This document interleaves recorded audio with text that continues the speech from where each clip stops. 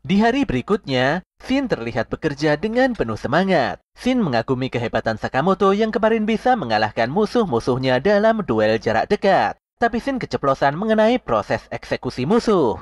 Mendengar hal itu, Aoi langsung serius dan memarahi Sakamoto. Sakamoto pun berkeringat dingin dan segera menepis dugaan istrinya itu. Dengan tegas wanita itu minta bercerai jika Sakamoto melanggar aturan keluarga. Tentu saja Sakamoto begitu ketakutan dan tidak akan mengkhianati istrinya. Karena sangat penasaran, Shin bertanya pada Sakamoto mengenai aturan keluarga. Sambil ngekil Shin di dalam angan-angannya, Sakamoto meminta Shin tidak bertanya hal-hal yang tidak perlu.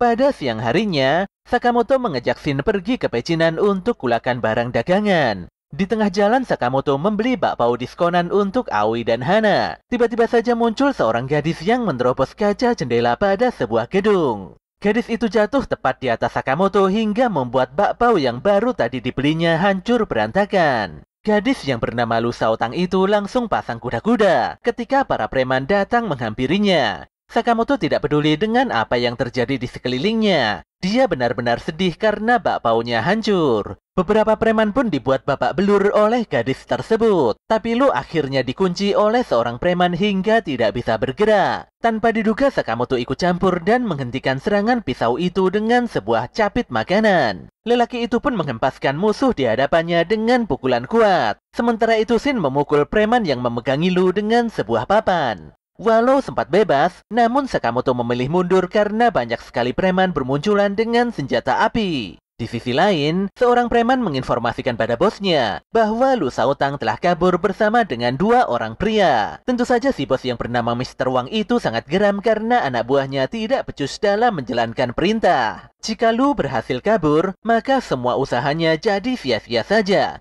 Saat Mr. Wang berpaling, disitulah muncul dua asasin mengerikan yang bernama Son Hye dan Bacho. Sebenarnya Mr. Wang tidak menyukai sikap kedua asasin itu. Namun dia sudah benar-benar tidak memiliki pilihan. Mr. Wang hanya menginginkan kunci yang dibawa Lu Saotang. Selama bisa mendapatkan kunci tersebut, Mr. Wang dan kelompoknya pasti menguasai pasar gelap. Sementara itu Sakamoto, Lu, dan Shin terlihat terus berlari di antara gedung-gedung bertingkat. Shin menyadari kalau keluarga Lu adalah mafia terkenal. Dia pun bertanya pada Lu mengapa banyak penjahat yang mengejarnya. Lu pun dengan jujur menjawab kalau para mania itu hanya menginginkan kunci brankas yang ada di lehernya. Walau Shin meminta Lu untuk membuang benda tersebut, tapi Lu tidak mau karena ayah dan ibunya telah meregang nyawa demi mempertahankan benda itu. Ketika Lu hendak pergi, anehnya Sakamoto malah bertanya apakah gadis itu bisa membuat bakpao yang autentik. Lu pun menjawab bahwa ayahnya dulu pernah mengajarinya membuat bakpao. Di sini Shin meminta Sakamoto untuk menjauhi permasalahan Lu Saotang.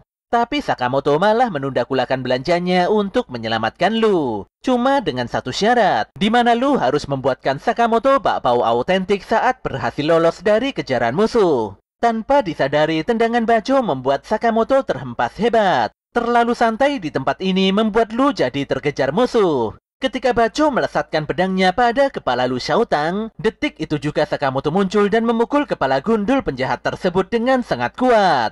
Di sini Son Hye mulai tertarik pada kekuatan Sakamoto yang tidak main-main.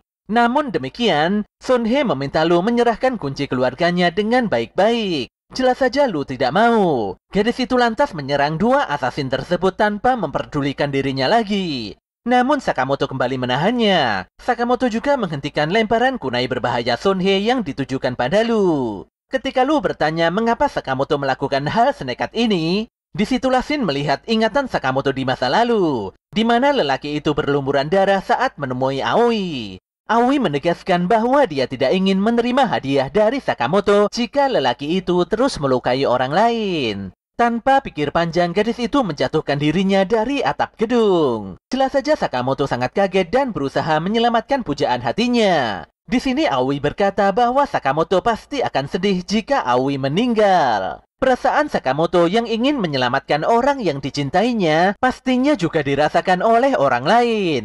Aoi pun meminta Sakamoto berjanji untuk tidak menghabisi orang lain lagi. Jadi mulai detik itu, Sakamoto harus terus hidup untuk menolong orang lain yang membutuhkan. Kisah itu pun membuat Shin sangat terharu. Son Hye dan Bacho kembali menyerang Sakamoto dengan beringas. Kecepatan gerakan Sakamoto lagi-lagi membuat Son Hye begitu kagum. Oleh karena itulah Son Hye mulai serius dan mengajak Bajo mengeluarkan jurus andalannya, yaitu kombinasi serangan tebasan neraka. Namun anehnya, semua tebasan itu tidak bisa mengenai Sakamoto. Son Hye pun kembali mengajak Bajo untuk melepaskan kombinasi jurus rahasianya. Tapi sebelum itu terjadi, Sakamoto lebih dulu memukul kepala gundul Bajo dengan sebuah panci. Dia juga menghancurkan cakram Son Hye dengan sebuah wajan. Karena sudah terpojok, Son Hye pun kembali mengincar Lu. Untungnya Shin segera bergerak dan menjerat leher Son Hye dengan sebuah tali. Sedetik kemudian Sakamoto menghujamkan kulkas yang besar pada tubuh Son Hye. Di sisi lain, Mr. Wang tidak mengerti mengapa Son Hye dan Bajo lama sekali dalam bekerja. Tapi Wang sangat kaget melihat Sakamoto dan Shin berhasil melumpuhkan asasin bayarannya. Lelaki itu juga tidak berkutik ketika Lu mengancamnya dengan sebilah pisau. Gadis itu pun menghajar Mr. Wang hingga babak belur. Lu lantas mengeluarkan kuncinya untuk membuka brankas. Di dalam brankas terdapat banyak sekali harta melimpah. Lu melihat sebuah guci beserta surat peninggalan mendiang ayahnya. Setelah membaca isi surat itu, Lu pun begitu senang karena ayahnya menitipkan guci minuman yang sangat nikmat.